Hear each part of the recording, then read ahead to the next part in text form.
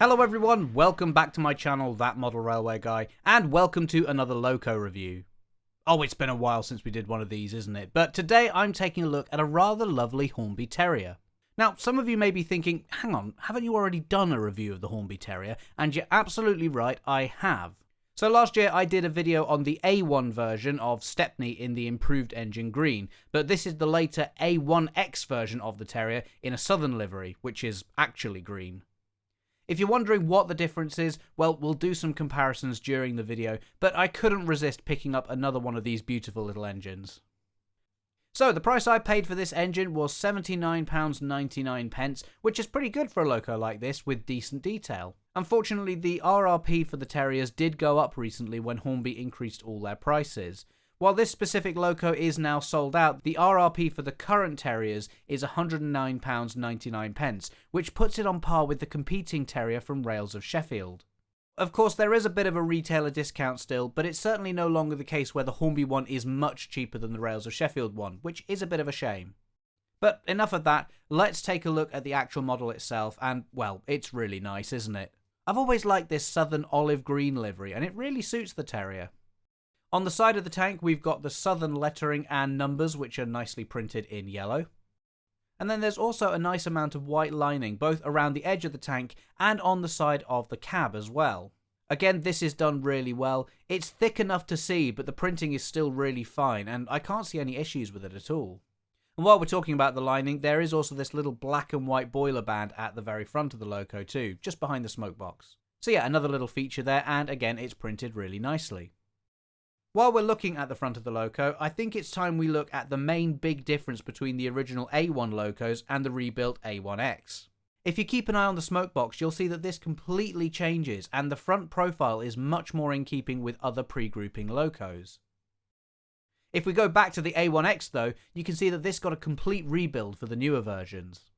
We can see much more of the full round face of the smoke box, and it looks much more like a modern style steam loco, or at least as modern as steam locomotives got.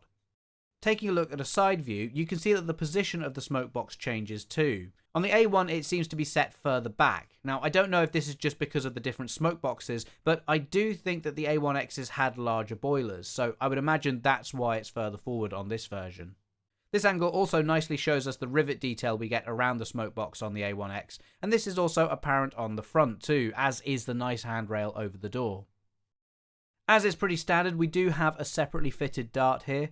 None of this detail is picked out in silver like on Stepney, but I'm assuming that's because it wouldn't have been in reality either. One interesting feature is these really tall lamp irons. They really are something, aren't they? And they give the Loco a lot of character. I don't know why they were this tall. Perhaps it was something to do with where the lamps needed to be positioned, or because the Terriers were so small anyway, but I'm sure someone more knowledgeable will let us all know in the comments. Moving down to the buffer beam, we can see some more printing here with the Terrier's number being repeated, and again for small detail it's really nice and sharp. The buffers themselves are not sprung. I believe that's just because of the way they're attached to the buffer beam, as there's no way to get the springing mechanism in there. That said, it's not really a necessary feature. It doesn't really change anything, but they are made of metal, which is nice. Looking at the top of the Loco now, you can see we have those very fine safety valves on top of the dome here, and also a whistle back towards the cab. These details are just plastic, and they do seem fairly fragile, but with the safety valves, I'm not entirely sure how they could have avoided that. Another difference here between the A1 and the A1X is the position of the dome. You can see here it's in a slightly different place on each model, and I have to admit this is something I hadn't noticed until I literally had these shots side by side. Presumably, again, this is down to the larger boiler on the A1X. While we've got the A1 on screen, the one thing I wasn't so keen about with Stepney was the holes we've got at the front of the cab for the variations of the different pipework. Going back to the A1X, you can see we do still have those holes, but in the olive green livery they are a lot less obvious. In a close-up like this, it's really easy to see, but actually when you're looking at the Loco from further away, they don't stand out nearly as much as they do on the more orange liveries. If we have a look inside the cab, I think this is really nicely detailed, with lots of separately fitted parts, considering that this Loco is towards the cheaper end of the scale for Hornby. It is just a single piece of glazing for both windows on both the front and the back, and none of the gauges have their dials picked out either, but given that it's quite a small enclosed cab anyway, it's not something that you really notice. Taking a look at the back of the Loco now, we have more of that nicely printed lining, and also the number is repeated here as well. And then just below this there's also a nice toolbox too. We also have rails over the cab windows too, which is another little difference I've noticed, and these are very fine and look really good in my opinion. If I just turn the Loco around to the other side, you can see we do have the Westinghouse pump on this Loco, and again that's been picked out with the lining as well. So overall the A1X Terrier looks really nice and stands up well against its A1 counterpart. From a running point of view, I do think the Locos use exactly the same chassis, so there shouldn't be much difference here, but we'll do a running test on the rolling road anyway. So the power is going up now, and yeah, that's pretty reminiscent of my other Terrier. The crawl is okay, but it does have decent slow speed, so if you want to do any shunting with these, you shouldn't have too much of a problem. Running the Loco a bit faster now, and again you can see there's no issues at all. It's a nice smooth and consistent runner, and there's also not a huge amount of noise either. Actually, even as I turn this up to a much higher speed now, you can hear that really the only noise from this is the wheels turning. The motor is pretty much silent as far as I can tell. Okay, so let's slow it down now, and then we'll try it in reverse.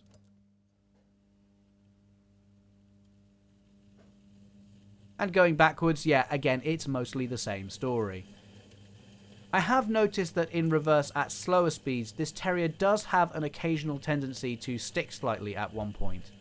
Like I said, it's not a consistent issue, so I don't think it's a tight point in the motion, and it may just be that it needs running in a bit more, but I thought it was just worth mentioning. Generally though, I've found that the Hornby Terriers do tend to perform a lot better when they're down on the track actually running, especially when they've got a little bit of a load behind them to pull too. So I think we can agree that the Hornby Terrier is a nice runner. It's not the best we've ever seen, but it's perfectly okay for a modern Loco, and it just goes to show the quality we can expect as a baseline these days.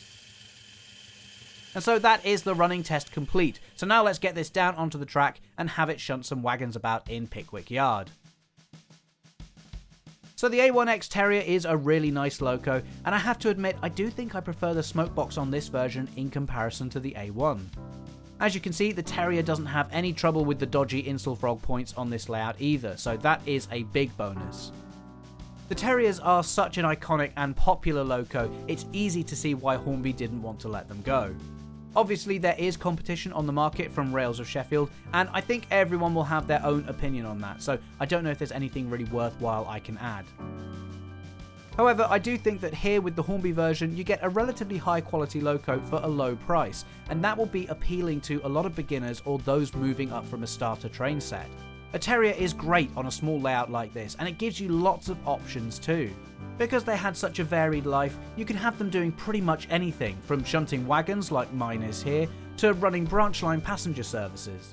As far as I can say though, I am certainly happy with both of mine, and the A1X Terrier is a welcome addition to my fleet. It is worth mentioning that next year in 2022, it's the 150th birthday of the first Terriers. Honestly, I think Hornby would be absolutely crazy to miss out on an opportunity like this, so I wouldn't be surprised if we saw them do a range of all the preserved Terriers in their current guises. A bit like how they did the Great Gathering pack for the A4s a few years ago. Now, I don't know anything, I don't have any inside knowledge, and it's just a wild speculative prediction from me, but certainly they'd get more of my money if they did do that. Anyway, that's going to be it for this review. I do hope you've enjoyed this video, and if you have, don't forget to subscribe and hit the bell icon too. In the meantime though, thanks for watching, and I'll see you in the next video. Bye!